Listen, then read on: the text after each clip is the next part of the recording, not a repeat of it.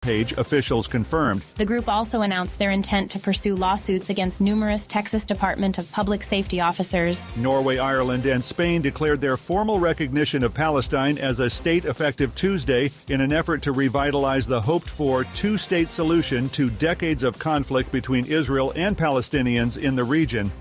Boeing's Starliner manned crew flight test has been indefinitely postponed after encountering a series of issues, NASA officials confirmed. The launch, originally scheduled for no earlier than Saturday, has been canceled. Former GOP presidential candidate Nikki Haley stated she will vote for former President Donald Trump in November, despite her disappointments with him. And that while Trump has not been perfect on these policies, Biden has been a catastrophe. Liam White reporting.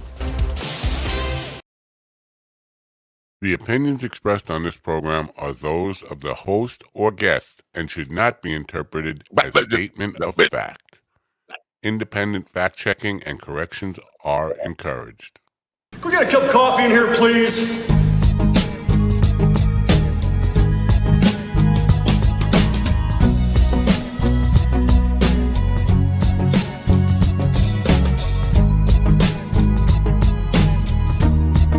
Wait. Got the wrong thing.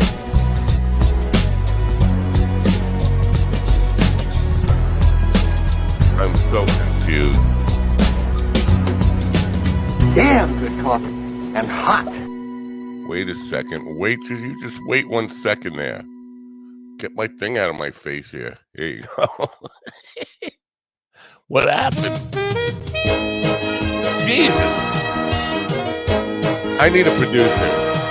That. My dog is your mind's best friend. Yeah, that's not his own mind. But... Wake up, America. You've got a dog that needs walking. That's right, sunshine. Just put on a big pot of strong coffee and get ready to type your little hate mail with your opinions about kumbaya and flat earth insanity. Stand-up comedy? You want stand-up comedy? Well, we've got sit-down comedy. It's time for Coffee with a Dog. You make me laugh. I'm looking for an email I got from Ron yesterday. That's what I'm looking for. I saw Ron's fault. I have something very wrong here. Oh, excuse me. Look, it says... Oh, that's... All right, disregard everything. We'll start over. Come back tomorrow, or actually not tomorrow, or the next after that. Don't even come back. Get out of here. Don't ever come back. I'm kidding. Of course I'm kidding. I love you all. You can keep coming back. I won't be here. I'm firing myself as of now. It's not Ron's fault, by the way. It's my fault. Okay, good morning. It's Friday. Memorial Day weekend is here. That means summertime in the United States. Every other place wherever you are, it just means the groundhog has seen his sweat on his ass, and we'll have 6 more weeks of non-spring before summer actually hits. But here in America, see, what we do is we pretend that we care about people who died in wars so that we could have hamburgers and hot dogs and titties at the beach. That's really what it comes down to. I'd like to lie to you and say that I'm overstating that or misstating that, but really we are using the dead and not the Grateful Dead, although some people will be using the Grateful Dead. We're using the dead to eat bad food, drink beer, and see titties. And in some cases, go to the beach and watch military jets fly dangerously low over crowds of people to see if maybe we could have a tragic accident and wipe out, I don't know, tens of thousands of people with a military jet accident. That's what this weekend is all about. For me, I played a vets show yesterday, and surprisingly somewhat cognizant crowd. The vets I played for yesterday were literally the only ones left from the greatest generation. These are Korean War vets, not World War II vets, because all the World War II vets are already gone. These are hanging on by a thread, Korean War vets. But you know what? They still need to know that they haven't been forgotten about. So my job there is to try to put some smiles on some faces. And we did that with the help of spouses who were also, this is the tricky thing.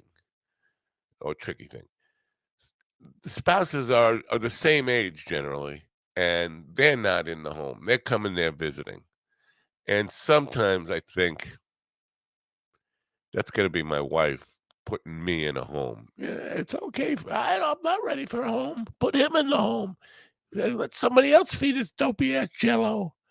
I don't know. Wherever you are, I hope you're going to have a great day today. The reason I'm going to fire myself today, because we have a late edition guest that Ron added to the schedule. His name is Eric Terrell, Terrell. For some reason, because I was just adding it last night to the promo stuff, I had Eric Tyrell, who is also a comedian, who also is a black guy, kind of long, skinny black guy.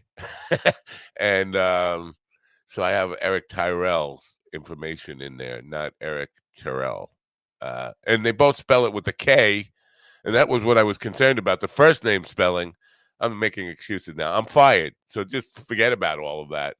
Anyway, I'm going to rush through the commercial here, and we'll bring the guys in because it's Memorial Day weekend. We got to get moving, man. I got a gig to get to, and all that kind of stuff. So, mind bloom out. Mind Bloom is helping people achieve life-changing clinical and personal breakthroughs, alchemizing both the psychedelic medication, psychiatric care from psychiatric clinicians, coaches we call psychedelic guides, and a lot of content and meditations and programs into this really transformational experience that, because it's delivered at home, costs a lot less and is a lot more convenient for people to receive.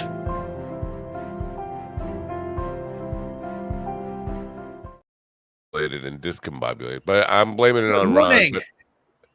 Oh yeah, you think so? Good morning. Yes, sir. You do want to minute a cup before we say anything or do anything or go anywhere.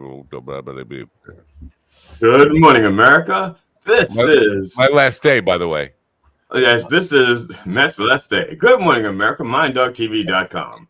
This is Memorial Day weekend. Don't stand in line at the grocery stores getting food for your cookout. Shop at MindDogTV.com for all your cookout foods. Mind Dog meat, Mind Dog veggies, Mind Dog condiments. Strawberries? No lines, just lies. MindDogTV.com. Enjoy the suffering. Do we have foot sunglasses available in the store? We have to get foot sunglasses available in the store. That's Mind Dog foot sunglasses.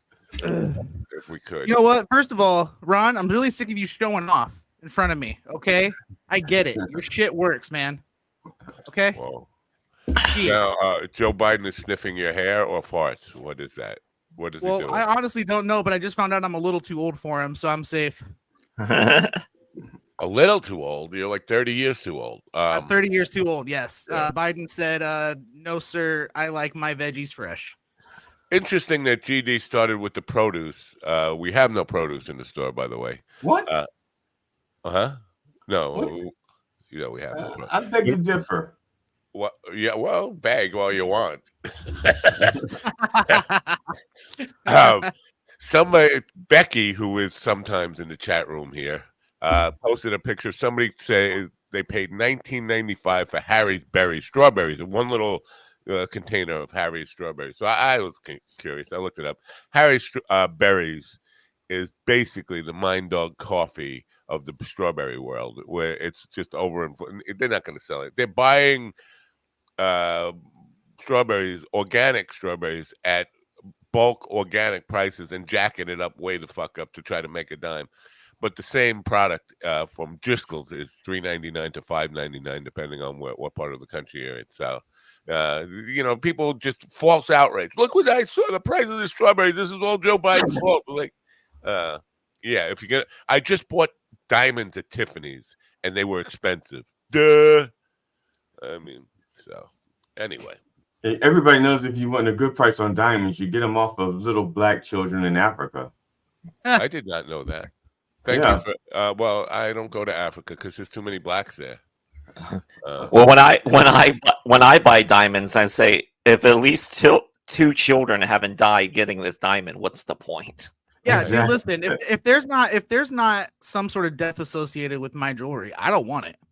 Period. That's right. You know, on Uranus, it rains diamonds. That's so you can go to Uranus and just stand out in the rain. My anus. So if you stand by my anus, it's gonna rain dingleberries, not diamonds. Ew. Yeah. He needs some water. Yeah. Wash your ass. So here in America, I don't know how you guys are excited. Summer begins. Are you excited? Yeah, let's go. Oh yeah. I'm excited. I'm sexually excited. Let's go. Oh, I'm totally bricked up. All right. All right, because Carl, my friend Carl, who's not in this country, he's in some communist country called UK. UK, it's spelled UK. UK, it's the country he lives in. He said he might do some Friday beers tonight. Like, Friday beers? It's Memorial Day, but not in UK. They don't celebrate UK. But so I told him, I said, why don't you come to the beach tonight? We're kicking off summer with titties and beer. And love titties and beer. Yeah, on Twitter, I got 3 responses to that. And one of those from Frank Zappa's kids. No, all of them are from girls named Madison, or profiles of supposed girls named Madison. Probably a fat sweaty guy beaten off in his mother's basement or something. But Madison, 3 different Madisons liked it. Now, is that a coincidence, or is there a conspiracy of Madison? Is it the Great Madison conspiracy? That's what I want to know. Like the Ashley Madison conspiracy? Yeah. Oops. We like pussy. FYI, guys, I may have to pop in and out a few times during the show. Yeah. Well, not may. I'm saying may to be polite. I will have to pop in and out a few times. Now, does this have to do with Madison, or no? It has to do with it has to do with getting my rocks off. Well, I was just thinking of you popping. I'm having rocks delivered to my home for my driveway. The first Madison got her account suspended already, so she just liked that post 10 minutes ago. She's already been suspended. Or he. Now, have we crossed the line? I don't think so, no. Yeah. What do you guys have? Now, Ron, I'm deeply sorry that I've insulted your friend by spelling his name wrong to begin with. So I have the wrong information on him. So you're going to have to do the intro on him when he gets here, because I don't know who he is. I know who Eric Tyrell is. Okay. There's 2 Eric Tyrells with a K, by the way. Eric with a K. And one of them is a musician and one of them is a comedian. Well, and you know what? So I fucked up. It's not the first time. It won't be the last time. Well, it actually will be the last time because I'm fired. I'll be going to HR, getting my last check today, and heading out for Memorial Day weekend. What are you guys doing? You got gigs? Yeah, man. I have a show at the Ohio Theater in Lima, Ohio, on Saturday night. And then how far is that? About an hour. Really? Yeah, about an hour away. And then Tuesday I'll be in Indianapolis. I'm doing a comedy variety show type deal. And on the and then July 20th I'll be at Elkhart, Indiana. So yeah, man. Now, I got stuff all over the place. Isn't Indianapolis it's the big race weekend, right? They're just going around and making lots of left turns this weekend. Yes.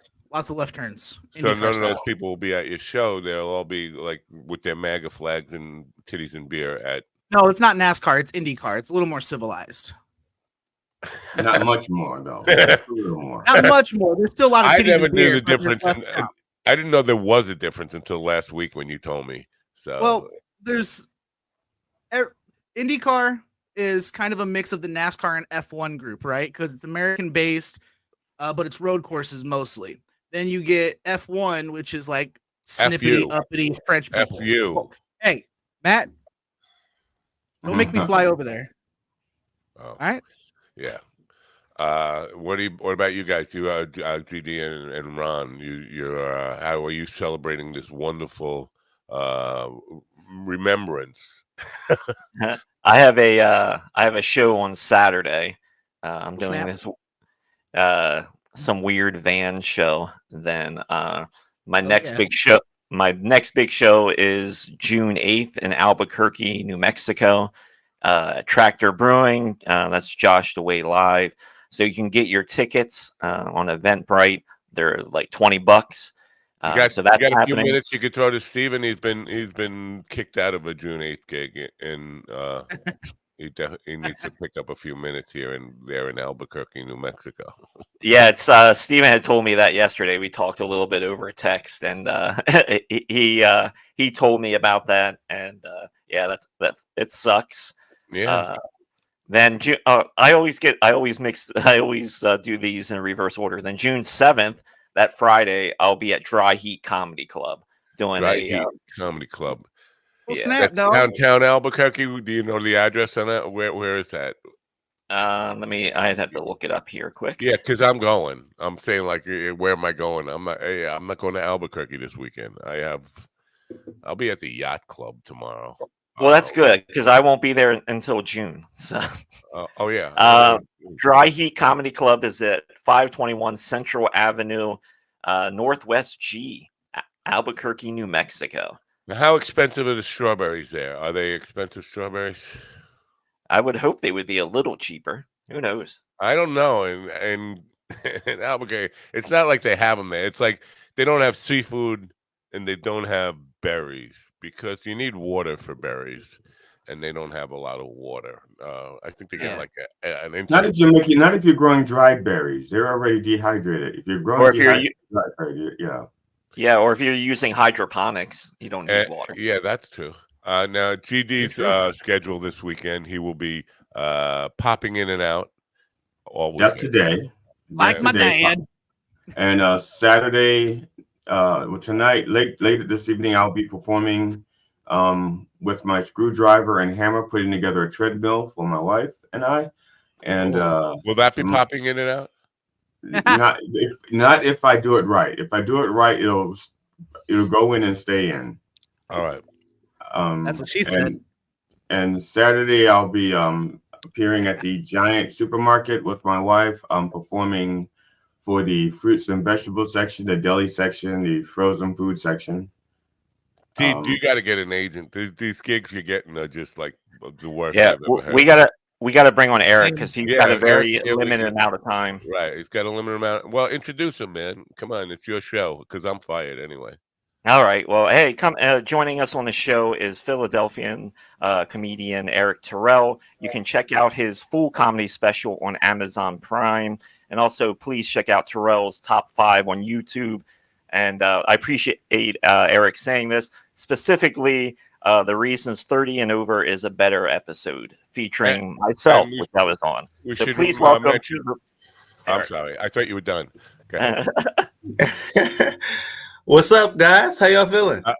We should mention tomorrow night at the Giggle Room in Governors in Levittown.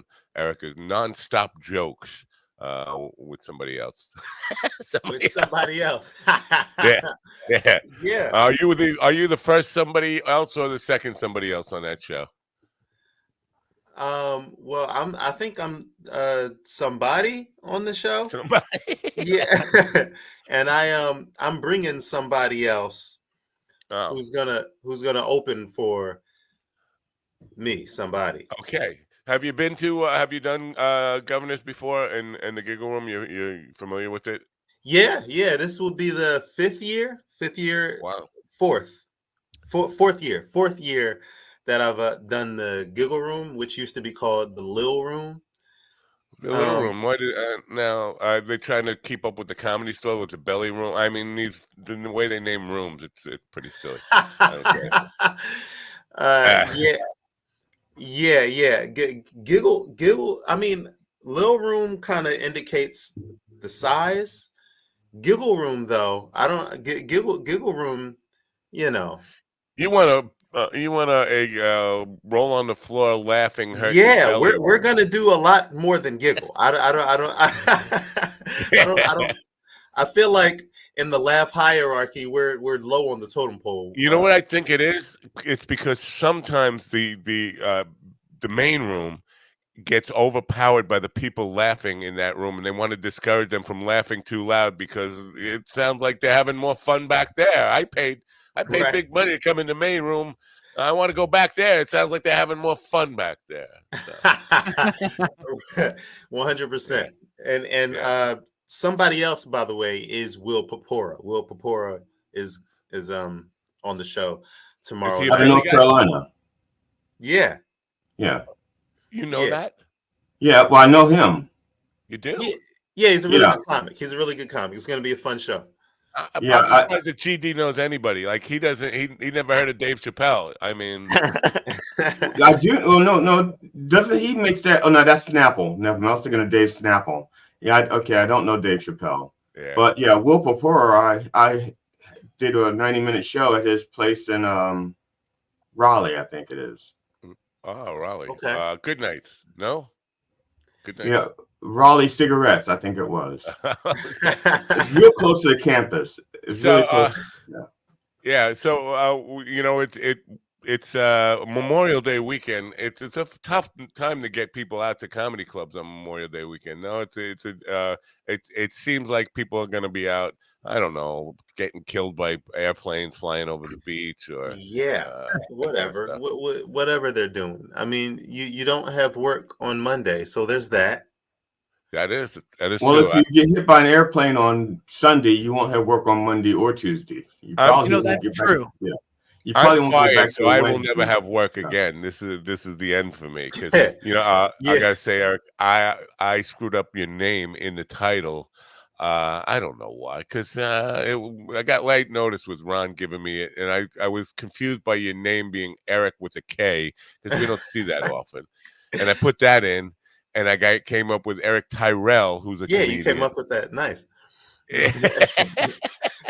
Yeah, but so I mean, it's my fault. I gave Ron late notice, so that's Ron giving you late notice. No, don't shift the blame. It's all on Matt. It is all on me, and I'm fired, and I'm very ashamed of myself, and all I can do is walk away in shame and disgust. So, how long you been at it, and are you do you consider yourself like a road dog? Are you like all over working the road, or you pretty much stay local in the East Coast? Yeah, East Coast for sure. Up and down the East Coast. I do rooms. I've been doing a lot of New York City rooms lately. I mean, you can catch me at New York Comedy Club. I got past there. I'm doing spots there. Grizzly Pear Comedy Club tonight. Governors tomorrow night. And you can also catch me at a bunch of other clubs that I didn't get past at. Continuously auditioning. You know what? There's a lot of places, a lot of opportunities now. Brooklyn and Queens have lots and lots of. They're not exactly comedy clubs. They're rooms that have the ability to put on comedy shows. So there's lots and lots of new places opportunities for comedians to come up here. The business part of it, you do it all yourself, because I got a text from somebody who wanted to know about how you go about getting more bookings and all that stuff. Everybody wants to know, like, how do you get working steady? And there's no simple solution to that, but you have to start out doing it yourself. Are you still doing it yourself, or do you have an agent? Or yeah, still doing it by myself. It's fun? weird. Is that fun? Yeah, it's the worst. I mean, you meet lots of great people, but it's too much work. You can never do make a living on comedy doing it on your own, because it would take way too much time. Like, just booking your own gigs would take too much of your time, because you're not getting paid for that. Right, you're an administrator. You're not being a comedian. And I think there's a it's a two-sided coin, because you can't really work on your comedy if you're working on the business end of it all friggin' day long. Exactly. But I think on some respect, you have to love it enough to put up with that bullshit, to persevere through that bullshit. And it does kind of cut out some of the fat of the 8 billion people who want to get into comedy. If you're not prepared for that, it will get rid of the people who just don't have the spine for it pretty quick. Yeah, and we all run into that wall where it's like, well, everything else that I want, all the things that I really want, I can't get without someone working for me. So it's like, how do I get? But you can't go get an agent or a manager. You can email some of them from time to time, like, "Hey, I'm performing here. Want to see me here? I'm doing this. Want to come see me do that." But you can't be thirsty for it. You can't have them think you're thirsty for them, because it has to be this marriage where someone sees you and says, "Oh, that guy's going places. I want to go with him." Kind of. Well, see. I'm sorry. I usually sit quietly and let people talk. I don't usually interrupt. When did that happen? Wait a minute. I didn't notice that. But if you stop interrupting me, Matt, I'll explain. No. All right. I just want to know when it happened. So I don't interrupt other people. I'm not used to being interrupted either. No. So here's the deal. Especially when I first started, when people got the fresh new face. I don't know how many people said, I want to book you, I want to manage you, I want to work with you, blah, blah, blah. And most of them said that right after a show with a lot of alcohol in their system. Yeah. Okay. And so I have been promised the world so many times by so many alcoholic comics and bookers, and not one of them, well, I'll take that back. Not one of them have delivered. Now, the only times I've been booked right after a show when someone saw me were by women bookers who were sober. And not only that, but they would. I kid you not. I've had the best luck with women bookers.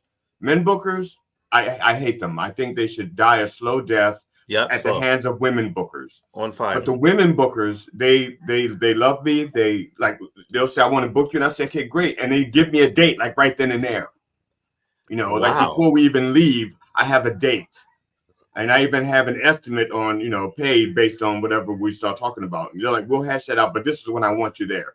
And then they find out you're married, and then they stop. No, they know I'm married. They know I'm married. They don't care. No means no. He's like men like bookers Chris suck. Brown. Men bookers suck. They suck, except from Ron. But Ron has never booked me anyway. So Ron says I'm hollow. No, that's the way I sound. Never mind. He says I sound hollow. But I did order a mic, Ron. I did order a mic.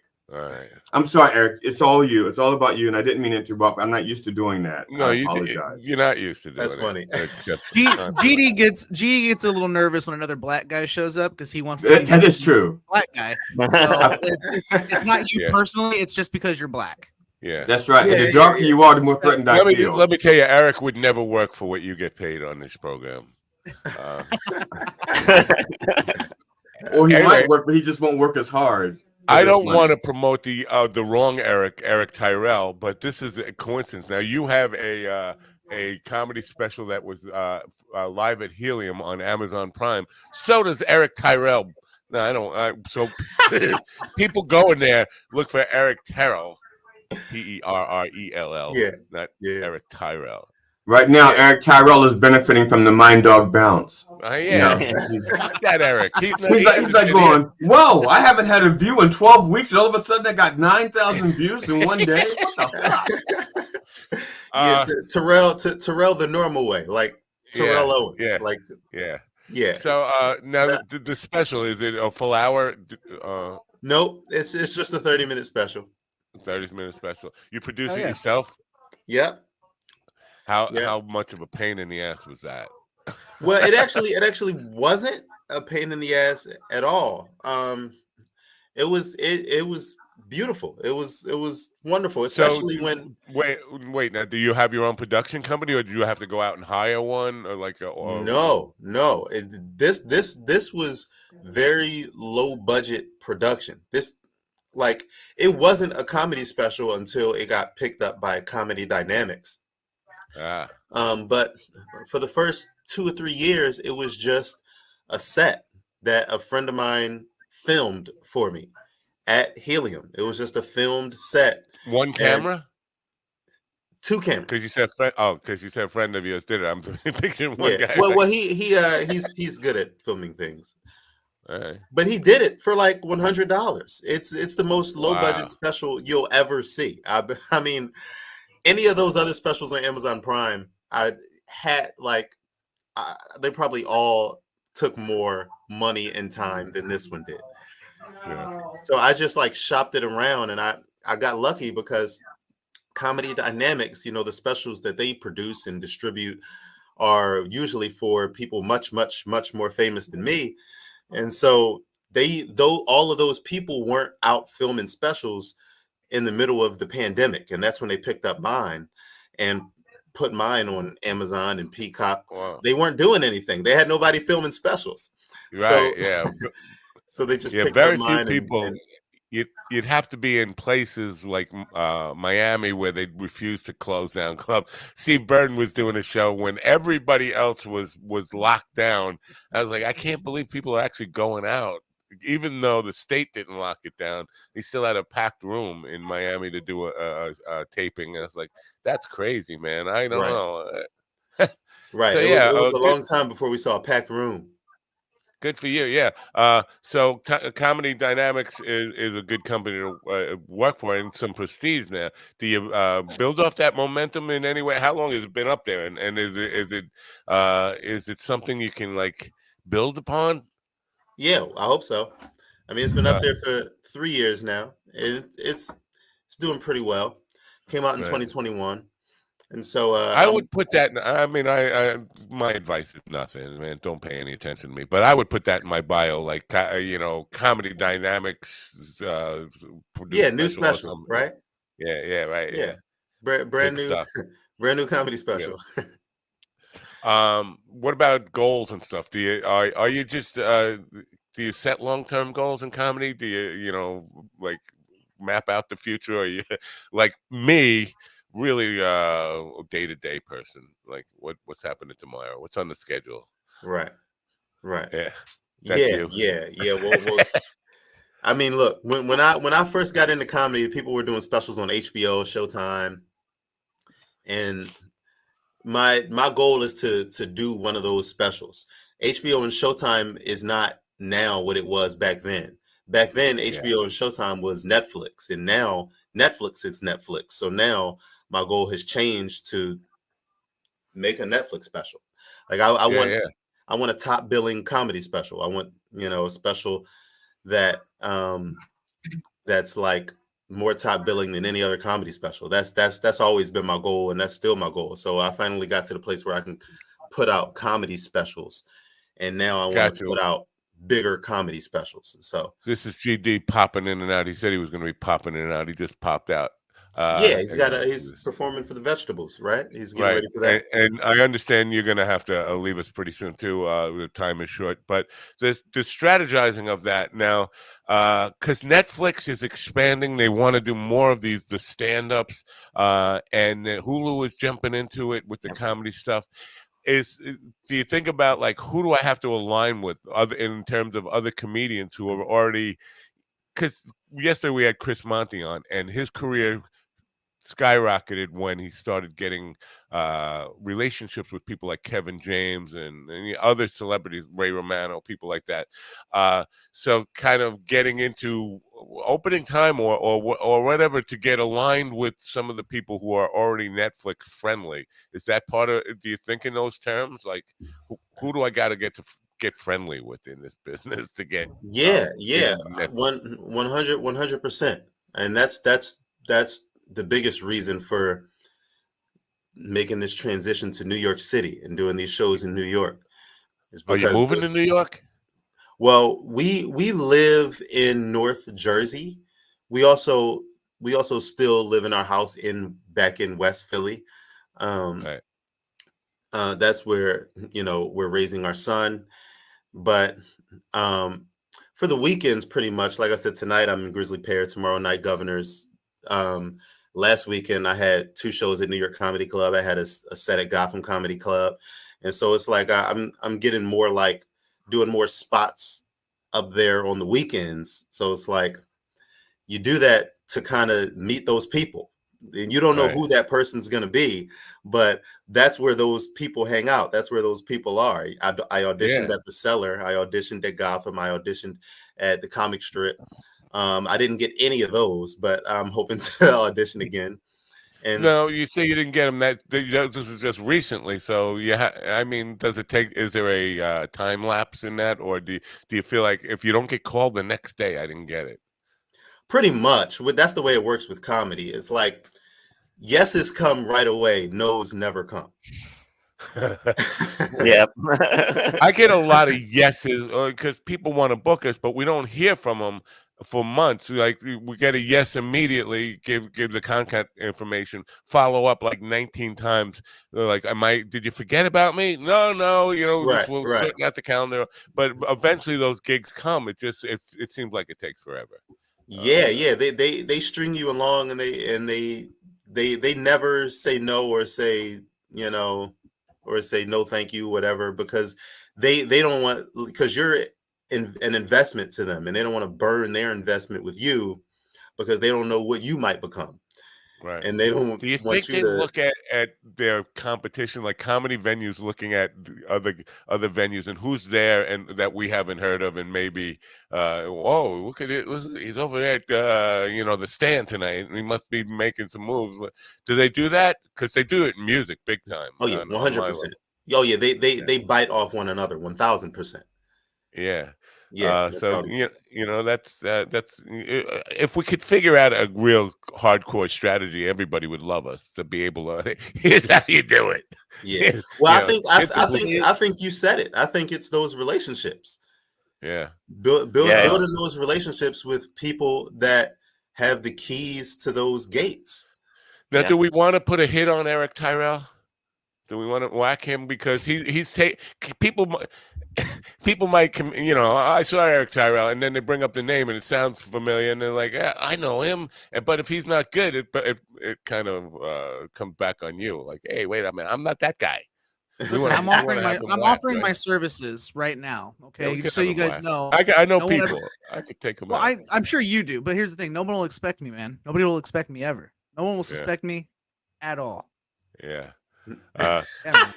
So I mean, look, if you're listening right now, check out that comedy special. If you like the comedy special, come to Governor's tomorrow. Right. All right. Yeah. Go to Governor's in the Giggle Room tomorrow night, 8 p.m. Who's the other guy again? I'm sorry, Joe. Will Pepora. All right. Yeah, I got to get to know him. I don't know enough about him. Well, we appreciate you being here, man, and good luck. And come back sometime. Well, we'd love to have a longer, deeper conversation with you if we could. Hell yeah. We'll do it soon. We'll do it soon. We're awesome to meet you, brother. Last minute when we're doing it, and it's gonna happen. All right. Have a great show tomorrow night. Sorry, I can't be there because I'm working elsewhere on Long Island. But I live in Indiana, or I'd be there. Yeah, we will be supporting you, and I will put out a couple of mentions tonight at my gig for people to go to Governor's tomorrow night. So good luck with that, and we'll keep an eye on you. Thanks. I'm trying to come see you. Thank you, Eric. I'm trying to see you and Tyrese Halliburton. All right, bye for now. See y'all. Oh, I just cut him off. Jeez, I just cut people off like that. Son of a bitch! That's what Ron does at his open mics. You're done. Yeah, no, your time is up. You got the light. Man, I envy that, man. I gotta get out of Indiana to do some comedy. Hope to see you at the show tonight. Says Surfer Phil. This is Surfer Phil. Say hello to Surfer Phil. Hey, Surfer. Hi, Phil. Surfer Phil. Yeah. Hey, nice to meet you, sir. Foul-mouthed bastard. I mean, teacher. If you want to pop in, let us know. I will send you a link somehow, and you can pop in. It's Memorial Day weekend. We're playing it loose here, and GD is popping in and out. We might as well let anybody in the chat room pop in or out. How do you know Eric? Have you worked with him, Ron? Yeah, I've worked with him a couple times, and I brought him out for shows and things like that. Then he put me on his video podcast or whatever. So that was nice of him, and he's just he's a funny guy, but two, he's not a terrible person. He's a pretty Not a terrible nice person. guy. Yeah, that's good. That's unusual to not be a terrible person because almost everybody else is, including me, just a terrible person. And plus, I really appreciate his hustle just to get things. I mean, to get a special recorded and the amount that he's still working, but then he's still working on the weekends too. So I mean, that's a guy that's dedicated and really putting the work in. So that's this is a problem that most people, and I'm old enough that it's a get off my lawn type of attitude, is that young people starting out don't get that you can't quit your day job, but you have to still have the energy and drive to do it, even though you're giving 40 hours, 50 hours, whatever you have to do to the day job. And that's going to be exhausting. And it's got to be some sacrifice in your life. Like you can't get married. You probably shouldn't have a steady girlfriend if you're going to, or a boyfriend if you're going to do it. You should kind of, put all your energy into, first of all, supporting yourself, and then keeping enough energy to go out after you've done all that and work on your material and get as good as you can get. And even though you're going to be dragging your ass back into the job tomorrow morning, and then people be looking at you like, "What's wrong with Ron? He looks a little tired." Dude, that hustle is key, man. I mean, even before I went on disability and was able to do this full time, I was still working 50 hours at Walmart doing HR, man, and a full-time dad and husband. HR? You had Ron's job? I did. I was HR for Walmart. Yeah. Wow. Yeah. That's terrible. That's It was terrible. awful. It was horrible. It was absolutely shit. I am very brutal on HR people in the corporate world. I'm very brutal on people when I was HR in the world, because I blame HR for all the problems in America. HR is a fucking problem because listen, you got this is a terrible segue here, but your job is to just fill a spot, and you just want to fill a spot with anybody who appears to be qualified. Get them off to the manager if the manager approves them, but you're never getting quality people that really are aligned with the position. It's like anything. I'm cutting corners. I'm trying to get somebody to fill that spot, and then once they're in, you can't get them out. It's like they're like fucking squatters. Employees are like squatters. It takes more effort to get rid of them than to bring them in the house. It does, man. When I was HR, I had a girl that was wanted by the cops. She came in to get her check and then hid in the store for about 7 hours, and then the cops came and had to search our store. Dude, it was horrible, man. It was rough. Basically when I hired people, my goal was I needed them to fit the vibe of the store. I didn't care if they were qualified. It was Walmart. Anyone's qualified. So I'd bring them in, and if I could crack a really inappropriate joke and they'd laugh back, they're hired. Wow. So let me get this straight. You without the use of your legs, still had to fight for a disability. You had to put out create a case for yourself to get disability. I did. Oh yeah. When I've lost my benefits several times because of like not doing like the yearly appointments, because basically they assume you're going to become not crippled one day. So it's interesting because I have a relative, I'm not going to say who it is, who went to court to prove he had a psychiatric disability and was able to buy a gun the day it was approved. Walk into Walmart and buy a gun and all the ammunition he wanted. He just got his psychiatric disability. So it's weird. I mean, and he really shouldn't have had to fight to prove he was fucking crazy, because everybody who's ever known him. I mean, and it wasn't long after that happened that he was barricaded in his house with the entire police department for 3 different municipalities outside his door, like holding off on a armed standoff, that type of thing. So yeah. The one time I was on the phone with Medicaid, and they were like, oh well, you don't really come off like you're disabled, and I was like, what does that mean? What does that mean? You're not retarded. We expect everybody in a wheelchair to be retarded. How come you're not retarded? Listen, man, I'm on the bottom of the disability totem pole. Okay, you got all your name brand disabilities, right? Then you got like me on the bottom because my back was just broken, right? So like, dude, I went to church with my family, right? And I went in, and as soon as you go in, special people that are in there, right? And they help out with the church, but as soon as they see a wheelchair, they lock eyes and they beeline. And she shoots over to me and goes, "You want some crayons?" Wow. No, I don't want crayons. Pretty I wild. don't want crayons. I'm not special. I'm here. No. Stop it. I think you're pretty special. That's I mean that's like too when like someone's deaf and someone will start talking to them and they'll start talking like really loud. It's like, what are you doing? They're deaf. They can't hear. Dude, you know how often I get that too?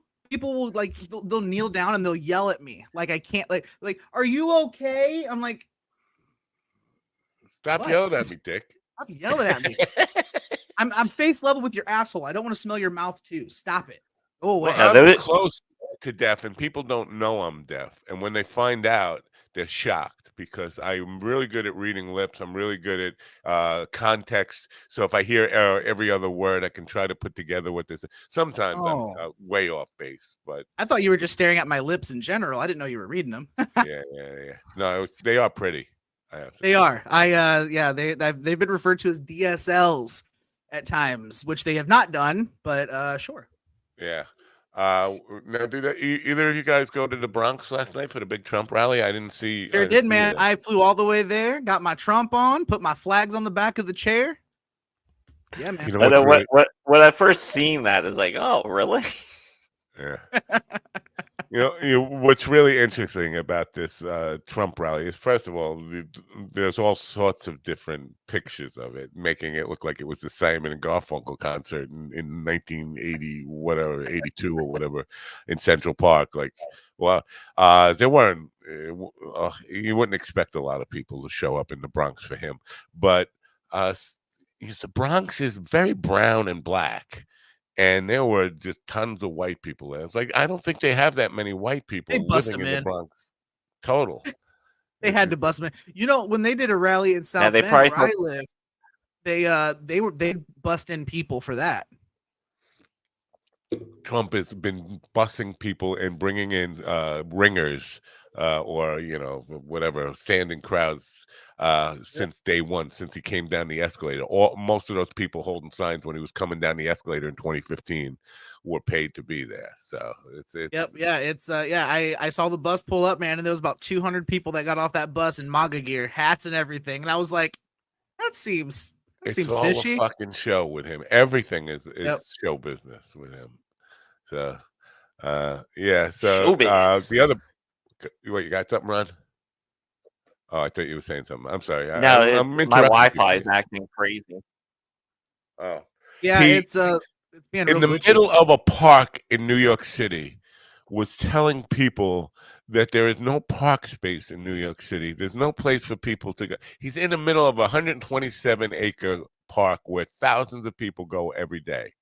And he's telling people, the reason Democrats killed it, so there's no park space in New York City. There's no place you can go.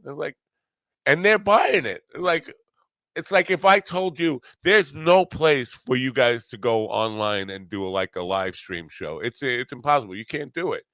And you're like, yeah, that's true. While we're on a live stream show. I mean, how bizarre can you get? Maybe they thought they were going to get Yankee tickets. That's why they were going. The Bronx was on fire. Yeah. Well, they weren't going to the Mets, that's for sure. The Bronx was on fire. It would be funny. If the Bronx was on fire, no firemen would show up. They'd all. I ain't going up to the Bronx. Oh, okay. Yeah, I ain't going up to the Bronx. It's fucking.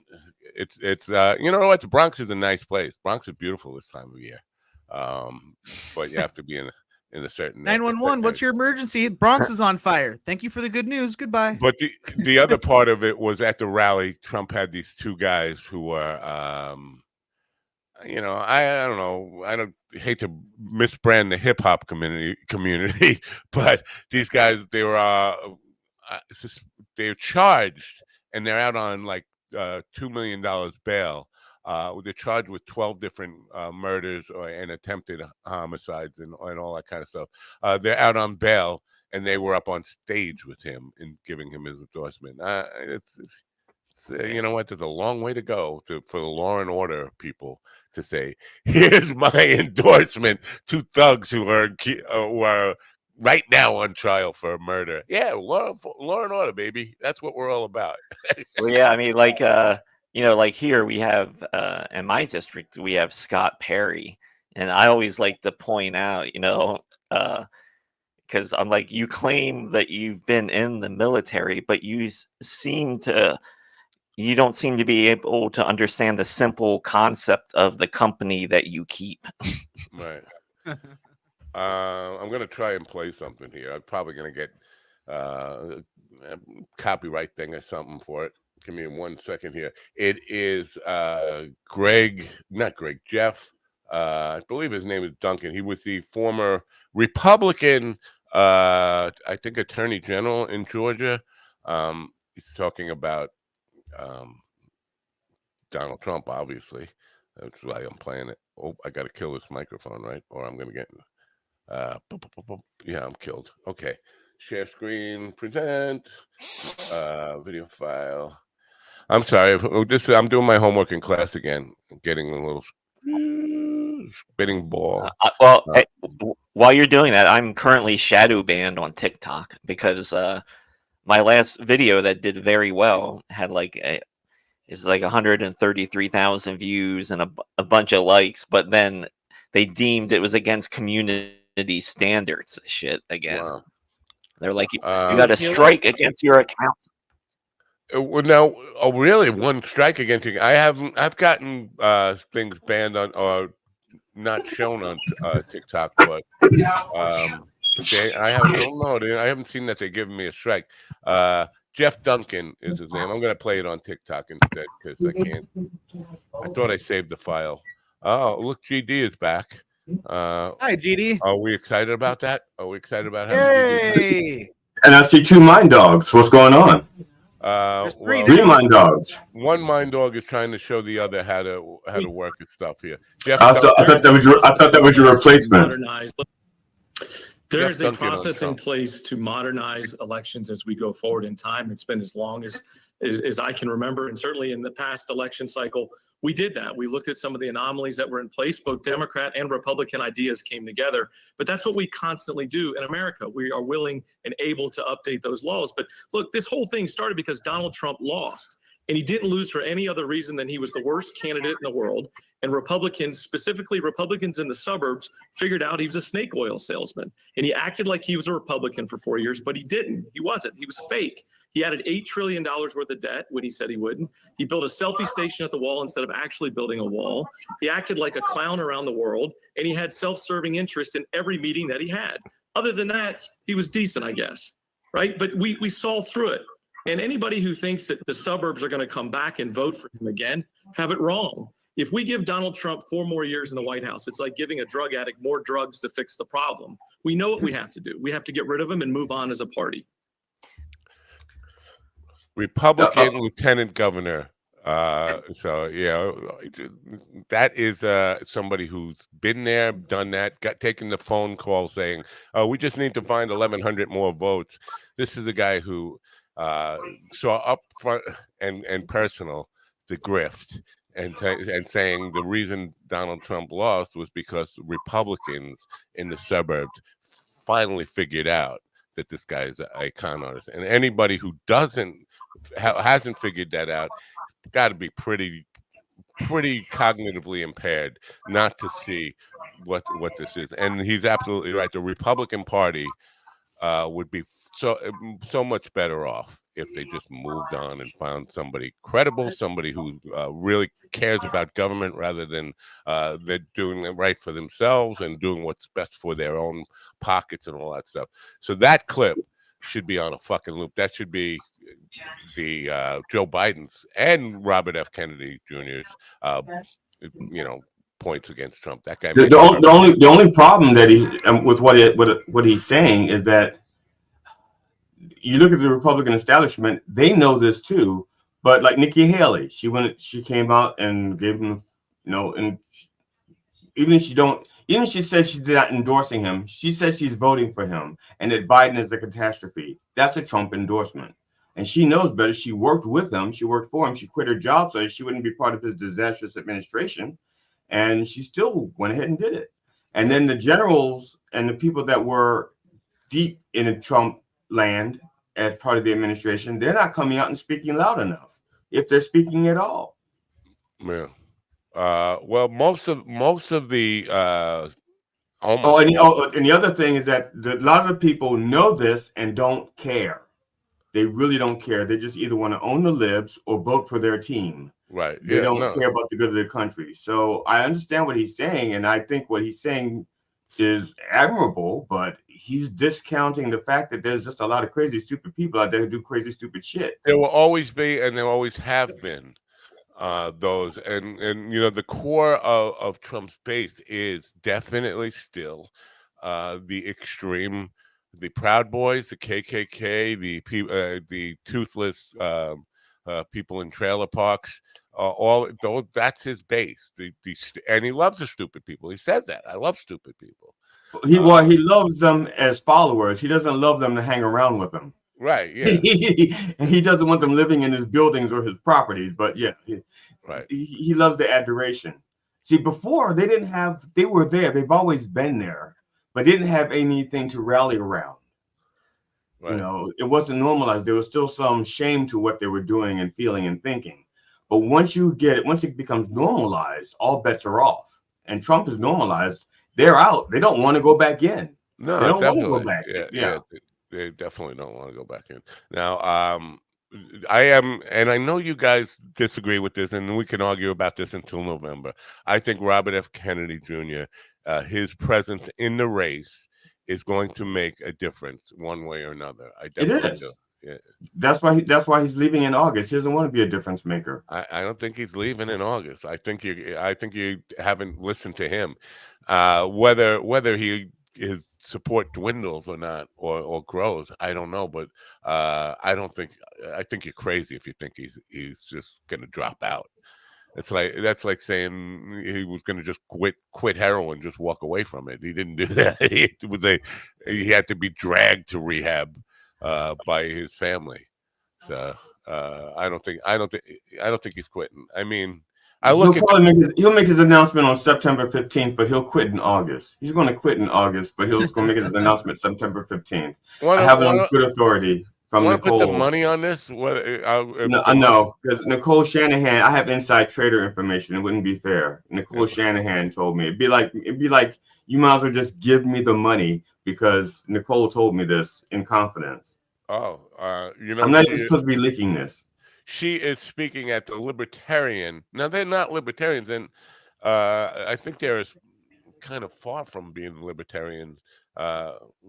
In sense of ideology, but she's speking at their convention. I didn't even know they had a convention. Like, why? Oh yeah, They have a huge convention every year. Yeah, I've been to it a couple times. You say huge. How many people are we talking about? It's bigger than one of the crowd that shows up at one of my shows. Maybe around 1,000, give or take. For a political convention, that's not exactly you, and not in my mind anyway. No, I mean it's definitely not the RNC and DNC national convention. There'll be more people at my gig tonight. It's third party huge. Huh? It's third party huge. No, I wasn't saying it's third party huge because the Green Party had 7 people and 3 of them died there because they're vegan. So why is Jill Stein is like, because they talk about the DNC. Now let's be honest here. Now the DNC is picking candidates way like 8 years in advance. With Hillary, they had decided that Hillary was going to be their next nominee when Barack Obama was accepting the nomination in 2008. Hillary was already, considered the only person to be running in 2016. So they did that, but they were Barack Obama was not that. Like when Kerry lost, they hadn't figured out, oh yeah, we need this black guy who's running for senator. They didn't force him. They just started doing this. Matter of fact, they wanted him to wait 4 more years. Right. Because it was young and all that kind of stuff. But so they talk about the DNC doing that. The Republicans have done that as well, by the way. But nobody talks about the Green Party and these. Jill Stein was running every fucking time. Like, this is her 3rd time running, and she's always going to be until she's dead. She's going to be the Green Party nominee. They're just going to say, well, it's her in advance. So that you talk about parties, the solution to the duopoly is to have more parties. The more parties do the same fucking thing. No, the solution to duopoly is getting rid of all of the parties and maybe have like a round robin till you get to 51% of the popular vote. Get rid of the parties and get rid of the electoral college. All right. Where did that phrase come from, round robin? Because a bird is not round. Round robin, Oh, no, see, it doesn't refer to a bird. It's actually a woman that's named after Round Robin, and that's a shortened version because it used to be round, plump. It was round, plump, robust Robin, and then people get lazy and they just start shortening it, and then it just became Round Robin. I don't know these things. This is why I have you here to and actually it was a round robin, like in the proximity of Robin, and this is when all these things took place in her proximity. So and it just got shortened. It was. I want to find this thing that this woman. Ashley, is it her? Who can reply to this? Mike Binder. Do we have to do the news now or no? Oh, is it time already? Man, time flies. It's time. Let's do the news. Did I chase Eric off? No, he was only here for a short time because time is short, and so is Joe Rogan.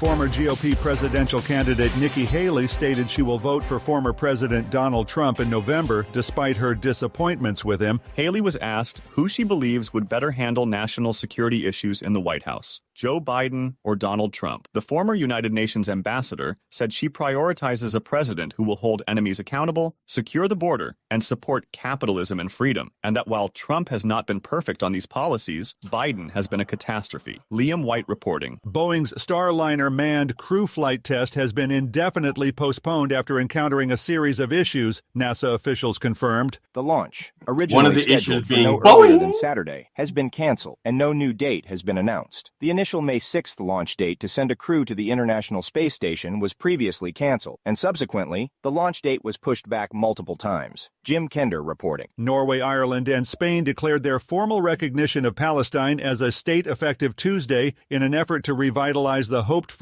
two-state solution to decades of conflict between Israel and Palestinians in the region. Amid a war that has claimed and injured countless lives, Norwegian Prime Minister Jonas Gahr Store stressed the critical importance of keeping alive the sole political alternative for Israelis and Palestinians alike, two states living side by side in peace and security, according to a news release. Benjamin Wright reporting. Relatives of those slain in the Uvalde school massacre reached a $2 million settlement with Texas authorities over the deadly 2022 rampage, officials confirmed. The group also announced their intent to pursue lawsuits against numerous Texas Department of Public Safety officers and Uvalde's school district. The announcement comes nearly 2 years after a teenage gunman tragically killed 19 students and 2 teachers at Robb Elementary School. Jessica Oakley reporting. This is the latest news headlines. It was done. Memorial Day, the country should. Everybody's gone on vacation. Oh no, we have more, right, Al?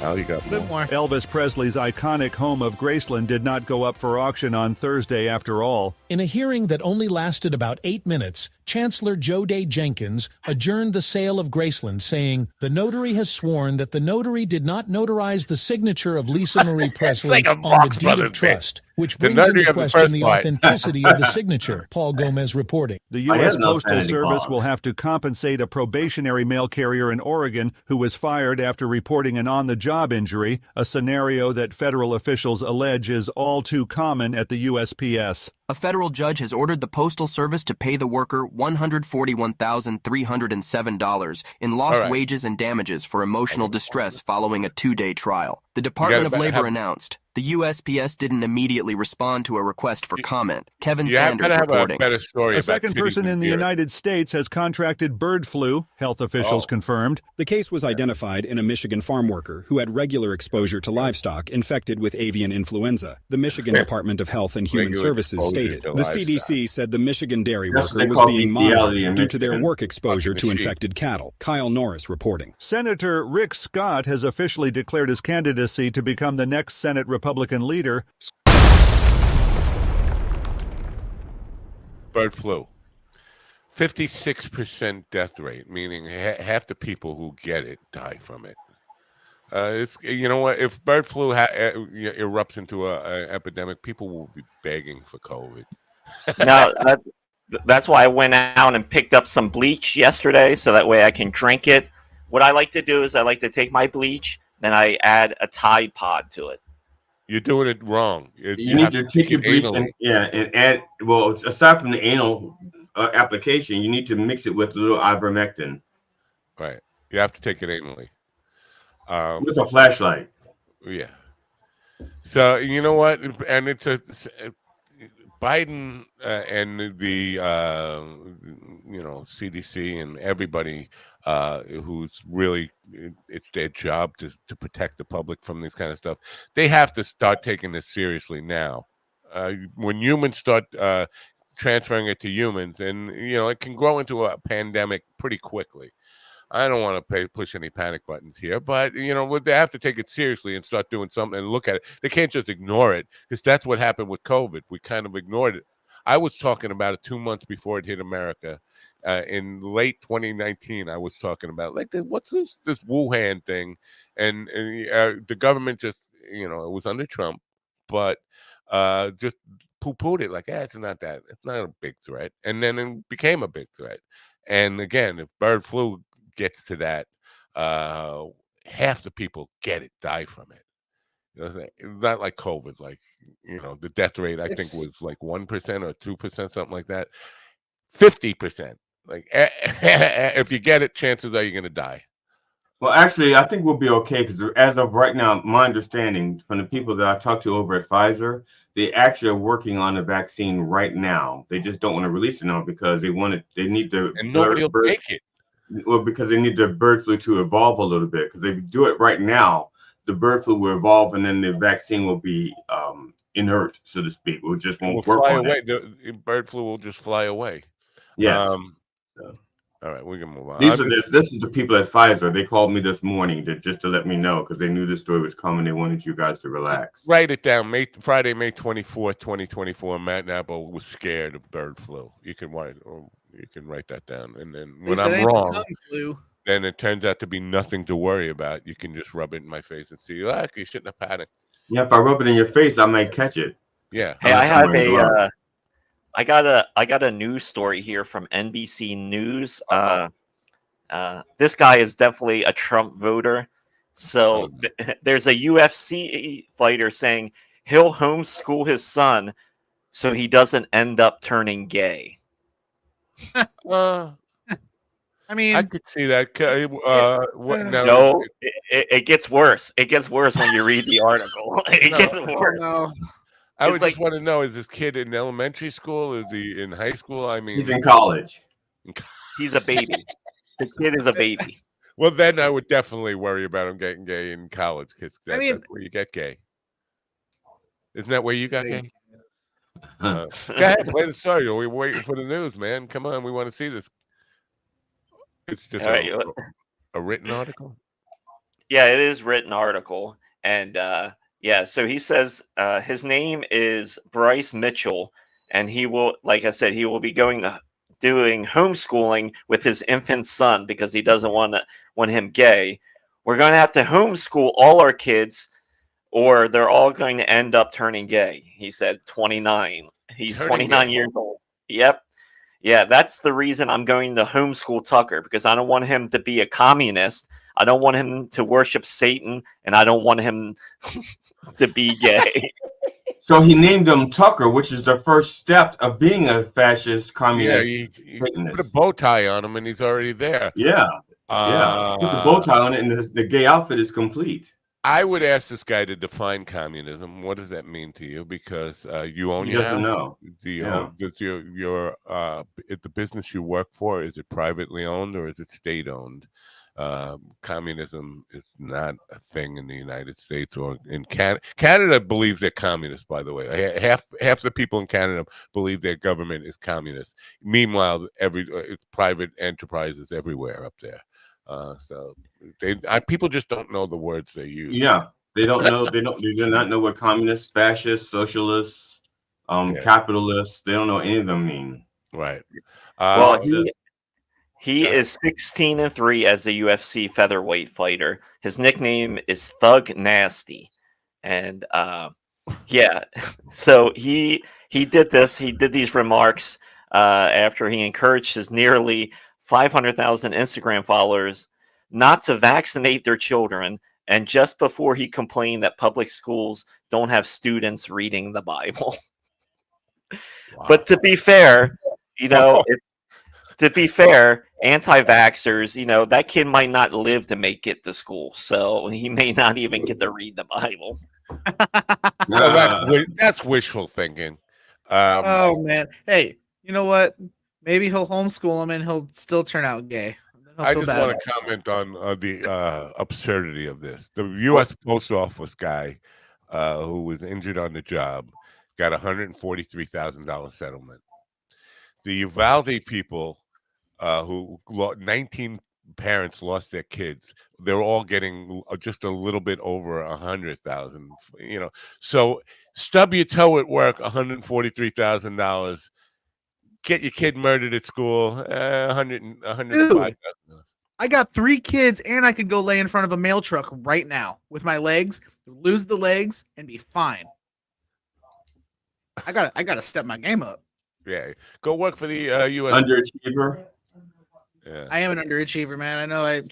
I didn't even make my legs work, let alone anything else. I swear to God. Yeah, and this explains a lot about Steven, since he went to public schools, and like Bryce said, they took the Bible out of schools and replaced it with Edgar Allan Poe, who shacked up with his cousin. It's true, and now, because Edgar of Allan Edgar Poe Allan was Poe, a communist Satanist, right? Edgar Allan Poe. Go away. I guess so. I mean, I thought he was more of an alcoholic. How can you not know? How can you not know about Poe? You made my wife laugh at me, Ron. Thanks, man. I'm just checking on Poe. What was it doesn't say Edgar Allan Poe what he was. I don't think he was either communist or Satanist. I went to public school, but Matt and GD went to some farmhouse school before public schools were a thing. Well, yeah, it was a farmhouse school, but it was open to the public and to the animals. Did you still have to sit in the back, GD? Matter of fact, I wasn't even allowed to be in the building. I was actually in the back of the building. Right. No, I didn't even have chalk. I had to wait. I had to wait for the chalk dust to be blown out the window when they cleaned the erasers and make my own chalk. I had to catch the dust and make my own chalk. That if I can change the subject, which I'm good at, that woman who in the UN who basically criticizing Biden for being terrible on capitalism and immigration reform. Now, illegal immigration is down 56%. That's quite a big number. But also capitalism. I don't know if she checks the fucking financials, but the stock market is booming. Corporate profits are up insanely high. All because nope, of this. There has never been a better administration, and whether they can take credit for it or blame for it, that's a whole other thing. But corporations and capitalism in the United States of America is booming. To say that, he's been terrible for it, that is so, alternate reality. It's beyond me. We're ready to have another Occupy Wall Street moment because of corporate greed, price gouging. Corporate profits are going through the roof. And people just complaining about, killing the economy for fucking, maybe for the poor people. And even they have control, because some of them are buying shit they don't need to buy. Right. That's what I'm saying. It's when I was in my 20s and things got hard and it got tough financially, I made sacrifices. I didn't go out and buy the beer. I didn't buy the weed. You didn't buy the weed. No. I used to buy like Snicker ice cream bars and all kinds of shit. And then I just okay, I'm not going to buy everything I want at one time. This month I'll get this. Next month I'll get that. And I made my money stretch until my money caught up with my needs. All right. People don't know how to do that now. They run credit. Also, if you remember when Trump came into office, he inherited a good economy. Yes. Because things were in really good shape, and he inherited a good economy. Then he tanked. Not if you listen to Fox News. That's a complete fabrication. It was the worst recession since the Great Depression. Oh wait, that was 2008 with Barack Obama. No, that was Donald Trump in 2016. If you look at recent history, you get a Republican. By the time the Republican leaves office, usually a Democrat has to clean up the mess. Usually, and then the next Republican gets the money or gets a good economy, and then they fuck it up, and they have to have a Democrat to fix the mess. I would say the last time that wasn't true was Eisenhower. I mean, there's a lot of truth to what you said. Eisenhower left America with a well, that's why I said recent. That's why I said recent. Yeah, so many people are referencing Eisenhower today, man. Yes. Yeah. No, that was the last Republican administration that didn't have a major recession. Of course, both Bushes really were terrible on that front. Reagan had a couple of ups and downs, spikes and then recessions. But the Bushes were really terrible at it. And to be fair to Reagan, for the last 5 years of his administration, he didn't even know where he was. So right. And the Nixon thing, I think we can totally discount because the economy. We're still trying to deal with ending the war. We had Watergate going on. He was having all sorts of health problems breaking down. I mean, you can't he had to replace Agnew, who was also on the take. And, everything. America was going to hell during the 70s, the mid 70s, and for the bicentennial, it was like the worst morbid celebration of 200 years of America.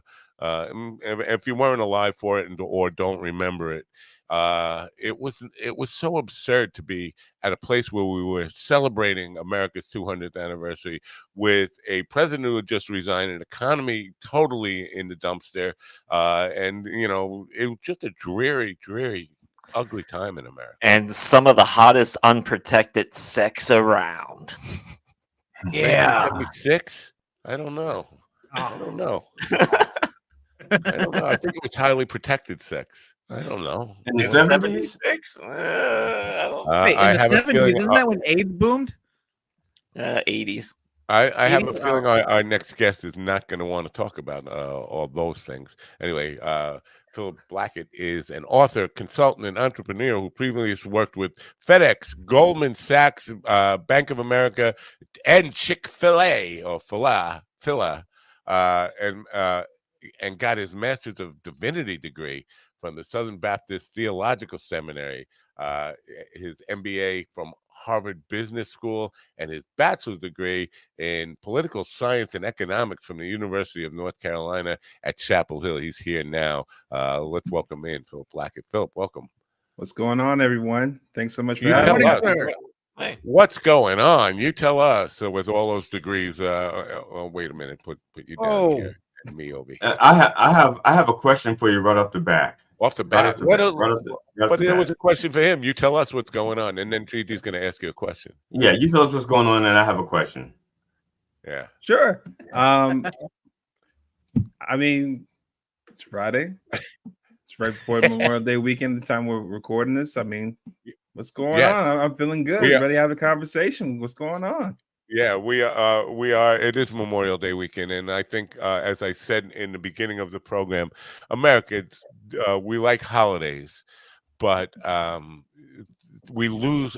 And I performed for the vets yesterday, and they were surprised to hear me paying them honor and playing God Bless America for them, and they were surprised that somebody remembered what it was all about. And this is, I think, we're about hamburgers, hot dogs, beer. We're about flyovers or the Blue Angels, but we forget what it's all about on Memorial Day weekend. So that it's an important thing to remind people what it's really about. It's not about a 3-day weekend and constant partying. Wait, it's not? See? Shit. See that? GD, what was your question right off the bat? Do you remember Okay, it? no, I remember it. Okay, Philip, yeah, my brother. No, here's it. Doesn't stop. Okay, I knew it. It's a nice preamble before what's about to drop. That's the black version of "In All Due Respect." My brother. No, seriously though, how do you balance the scales between having a degree in soul saving while working with or for soul suckers like Goldman Sachs and BOA, Bank of America? Listen, I say one, I worked for those organizations before I got my soul saving degree. But even then, as a Christian working in those organizations, I looked at it more so as one, learning new skills to better my career so I can support myself and my family. And two, as a mission field ultimately. Because oftentimes either you're going to impact the culture of the place you're at, or the culture is going to impact you. And so I was trying to go about it more trying to impact the culture while I was there. Love that. Okay, that's awesome. That's a big thing in business, is to have a culture that breeds success and support for each other, for sure. Now, with the political science and economics background, I'm going to assume, since the theology part, and now this is an assumption, and it's a prejudicial assumption in a lot of ways, that anybody who is a theologian or interested in God is going to be a conservative. Is that correct in your case? I know it's an assumption, but is it correct in your case? I'm looking at GD's face right now, so I'm almost. I'm sorry, that's the only face I have. Listen, don't let ugliness. Don't be scared by the ugly. This is the only face I have. He's ugly just to begin with. So I would say, it's true for me. I can't speak for everybody under the same circumstances, but for me, that's no, true. I know. I'm bad for doing that. I understand that. Wait. Bye, Michael. Sorry that you're such a snowflake.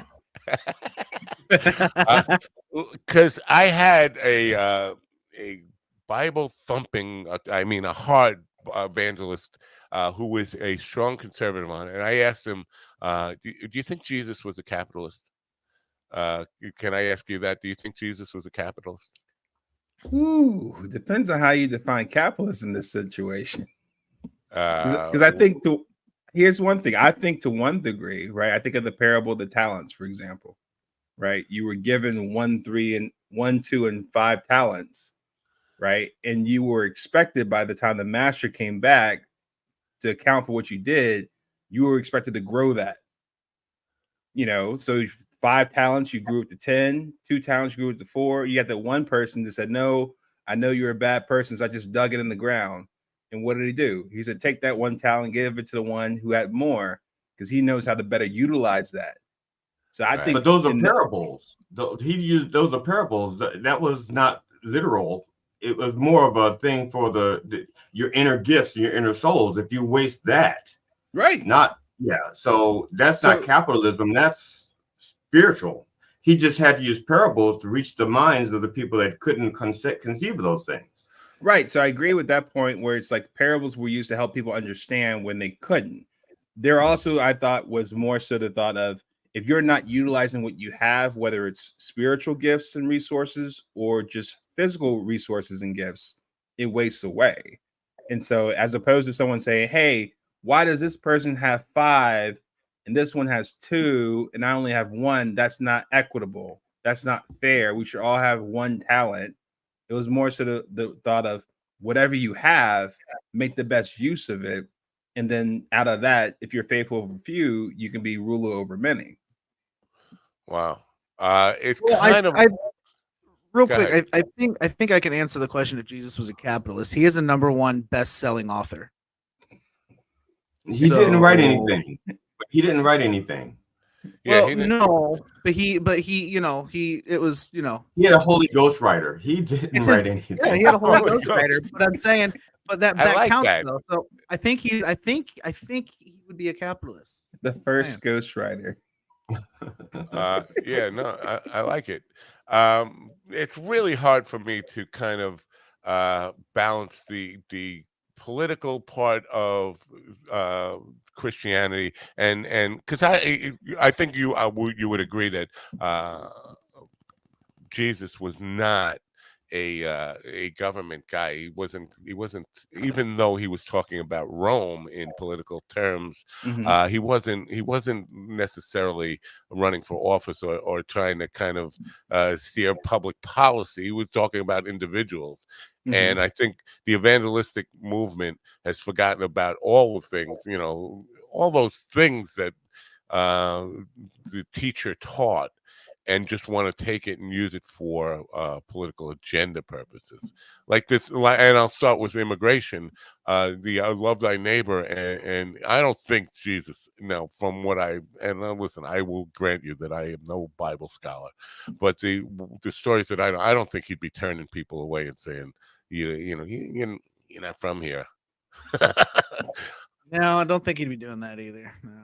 Well, I think to your point, it's one thing to say that because he didn't have like a country to himself; he had the whole world. So as far as borders were concerned, people were crossing countries and territories all the time, and that sort. So it might be a little bit different here, where we're talking about one country, the United States, is saying, "Hey, we're focused on having secure borders for the people we're housing here, the people that we're taking care of, and that sort."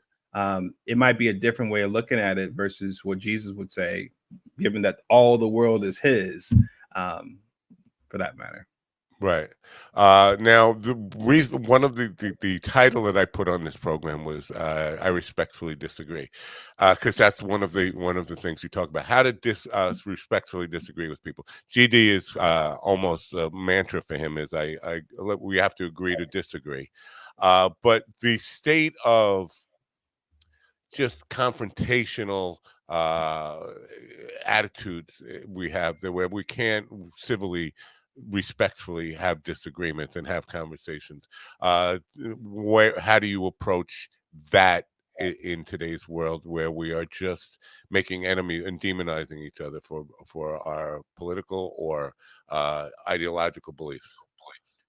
Yeah, so I think that debate is fine, right? I think we didn't just have disagreements like yesterday or this past year or 4 years ago. We've had differences of opinions since time began, essentially, right? And so I think it's not so much that, as far as we can't agree to disagree, it's just how we go about it that's more concerning. Where if you get to the point where you have to demonize somebody or call somebody outside of their name, partly because you have no other means to go off of as far as debating the issue just on its merit alone, then that's an issue, because more people are taking note of that and saying, hey, that's probably how we should go about it too. If the parents are going about things a certain way and the kids are noticing that, hey, it's fine to try to silence others, cancel others, and curse them out on social media, then they're likely to replicate the same thing too.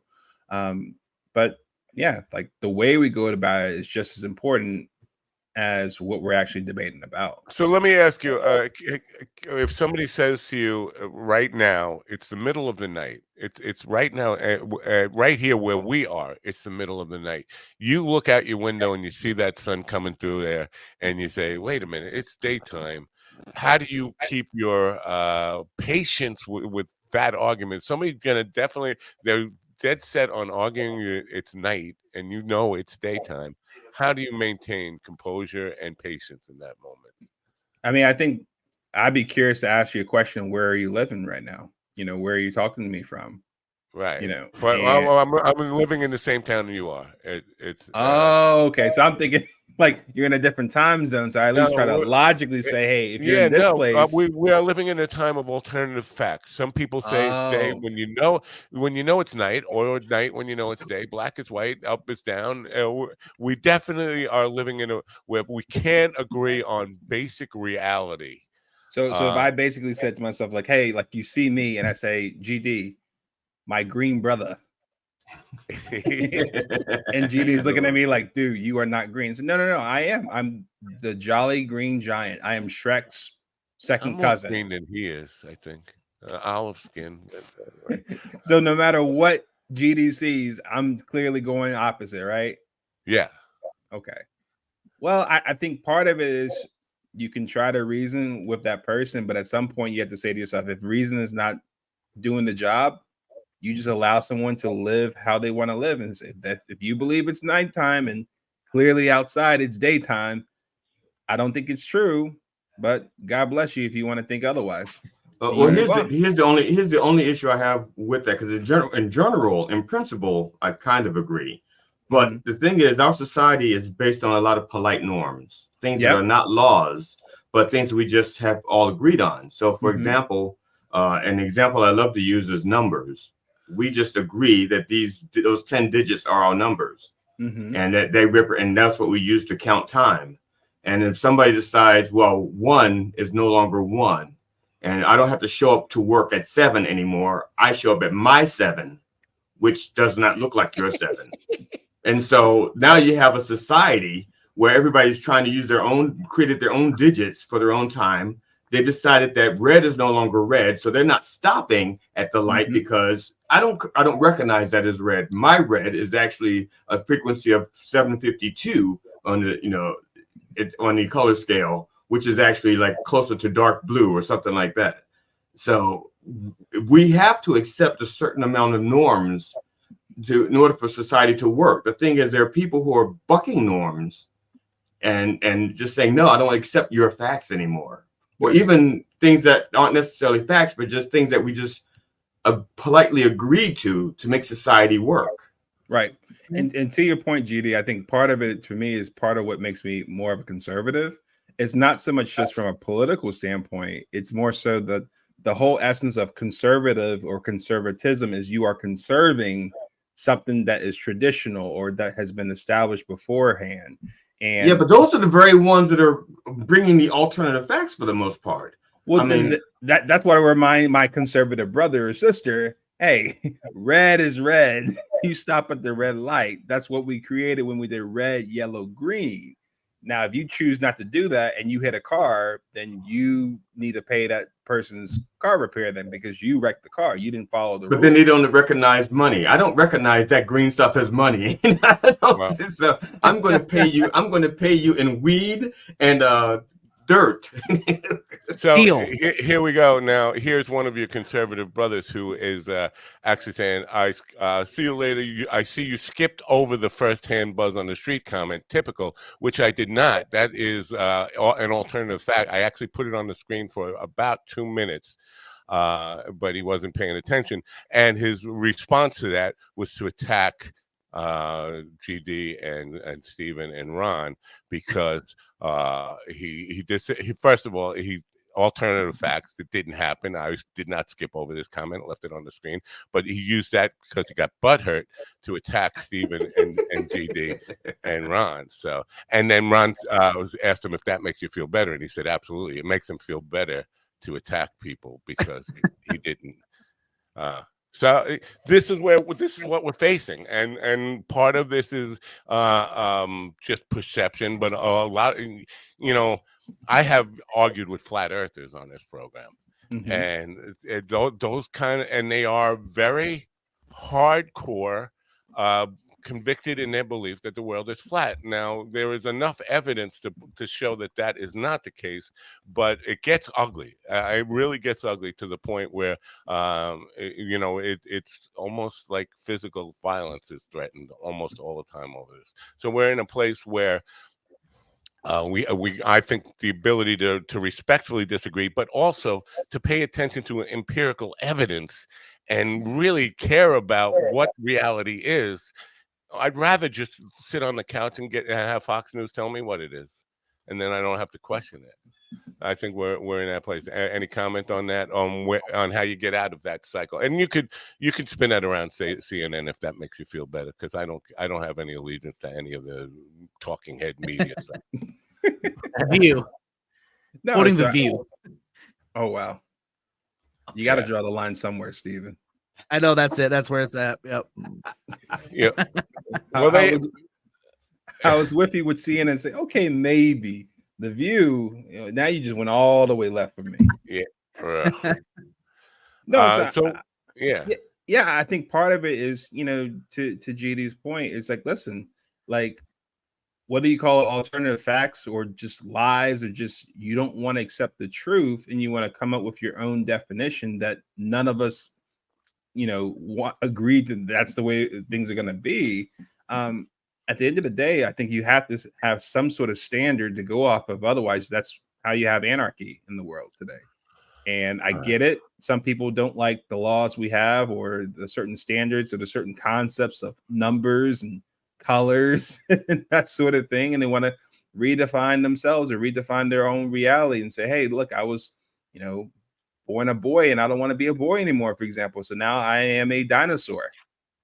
I've never heard anybody be a dinosaur, by the way. I think that analogy is taken way. They like to be cats. We have gender dysmorphia, which is it seems to be increasing, or I don't know if it truly is increasing, or that people just feel more free to talk about it, and it might have always been there. I don't know what the case in there, but this idea that people are identifying as dinosaurs or cats or whatever, I haven't seen that. I think that is kind of it's a talking point that we hear a lot, but I think it's kind of invented.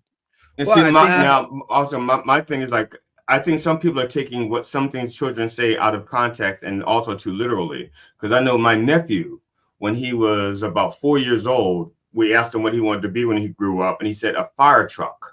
Yeah. Okay. Now, that was not the thing. He really did not want to be a fire truck. What he wanted was the attention that the fire truck got when it showed up, how everybody's put. So basically, if he had known the term attention whore, he would have said, I want to grow up to be an attention whore. But he didn't know that concept. He just understood that when a fire truck shows up, everybody comes out to cheer the fire truck, and that's what he wanted. See, but now that he's older, if you ask him what he wants to be, he still wants the attention whore. But that's what it is. But I think you asked the question to better understand what he meant, though. You didn't take it. But you don't really ask a child again. You just say, okay, yeah, you don't really want to. You don't teach a 4-year-old about attention whoredom. You just say, okay, you can't be a fire truck, but we feel you. Yeah. I hate to be beat a dead mule, because I killed the horse already yesterday. There's nothing left with that horse. We had to bury the horse. He's feeding things one species at a time. So I mean, because you brought it up with the dinosaur stuff. Do you think Jesus would have cast out the trans people? Cast them out, meaning what? Like, treated them as like there's something wrong with you. You don't deserve the same rights as everybody else, and because your existence makes me uncomfortable, you should not have the same rights as me. I don't think he would have cast them out. I think he would have had likely a conversation to better understand who they are, and then figure out how to have the right relationship with them. But it wouldn't be something that you just say, get away from me, Samaritan woman. Go to your 5 husbands. Is that what the conservative movement is doing in this country now, with those people having a conversation, or are they casting them out? Because it sure feels like. So I think it could be. It depends on the conservative you talk to, right? I think part of it is just trying to understand where that person's coming from. For some people, that's what they do. Some people that say, hey, it's enough for me to know that you're a transsexual, that automatically disqualifies any sort of meaningful interaction I have with you. And if you want to go off of just that prejudice and just move on, then that's your prerogative. It might not be right, but to each his or her own. But it depends on who you talk to. But I don't think as a group, conservatives are widely saying transsexuals, like, you have no place here. You have no meaning for us to be associated with you. They're shooting up beer cans because of transsexuals. You know that. Well, they were. Some of them stopped because they got a good deal. Right. And they got a good deal. But I hear what you're saying, because you know what? For most of my life, I have identified as a beer can. I have identified as a conservative person, at least what I thought conservatism was about. But the more I see it corrupted and just like the word conservative being mixed up with Trumpism. And I do think a lot of that is built on hate. And you can say we can't brand all of them, but the party that has a hold on modern conservatism, I do think they're full of hate and not willing to say. And I agree with you. I should be able to say to a trans person, you know what? What you do with your life is your business, and that's fine. It kind of does make me a little weird, and I don't want to hang out with you. We can't have any really significant interaction with us. I'm fine with people having that opinion if they have that opinion, but it goes beyond that. It's gone to the point where anybody who accepts them in any way, we're going to boycott them. We're going to try to ruin their lives. We're going to do everything we can to kind of drive these people out. I think that is not the conservative that I identified with at all. Yeah, because I think to your point too, like an important thing to recognize too is that conservative is not 100% synonymous with Republican, right? So you can have conservatives in different other parties, right? But it just kind of goes off what beliefs and values are you trying to conserve. But to your point as well, like Republican Party, like, listen, this is like the last show for Trump 2024, because I heavily doubt that Trump is going to be around 2028. So the question that comes up in my mind, you mean politically or health wise? Oh, politically. No. Don't subscribe me to any of those theories. Okay. No, I don't think he was talking about an assassination. I think no. I didn't mean assassination. I just meant like he probably has health wise and all that. I'm saying like his blood sugar level is gravy. This is the rematch. Trump and Biden. This is a one-time rematch. There will not be another one. Trump will likely not be running for president, win or lose on this one clearly after this year. But the real concept is, to your point, what is the Republican Party going to stand on post-Trump? Is it going to be MAGA but without the MAGA leader? I see McDonald's clown in the background for Ron. I don't know if that's part of his answer, but the question that comes off top of mind for me is, what are you guys going to stand for in 2026, 2028? I stand for nothing. Well, I mean, that is basically the Republican Party at this point. They have nothing. They don't really have great policies. They're against personal freedom. And I think the party has been hijacked by Trump. I think I agree with for sure. Yeah. So it's almost in the sense that, people aren't really clear what you guys stand for outside of loving Trump. So when Trump goes away, the question is going to be, okay, what do you stand for now? And does what you stand for now make sense? I'm going to come back to beating that dead horse again one more time, mule, because the horse is buried. But now, as a Christian, you're kind of taught to not worship false prophets. A lot of people are putting Donald Trump above Jesus, in the evangelicals in the Republican Party are putting Donald Trump above Jesus, and they have no qualms of even saying that or admitting it. Isn't that strange for you to see? Because it's not just a conflict politically now, faith-wise, for all these churches to get involved and to elevate a man to idol status. Now, you could argue, I'm going to kind of give you a little bit of a bone here, olive branch, that you could argue that the Democrats did that with Obama, but not to that extent that I'm seeing it with Trump, of the idolization of him and making him out to be a god. I'll let you comment on that. Do you see any problem with that at all? Yeah, of course.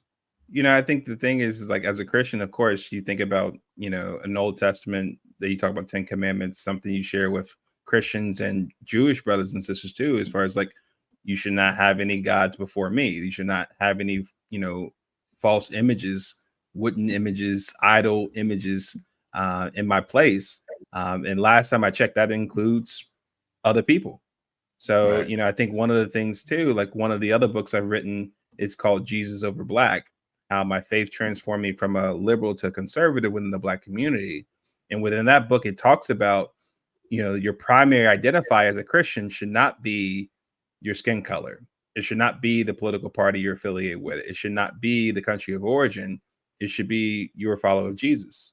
And that's it. Right. So for me, I would never put Trump ahead of Jesus for that matter as a Christian. Now, I know some people will, but I think that is a form of idolatry, and we should be really careful about that.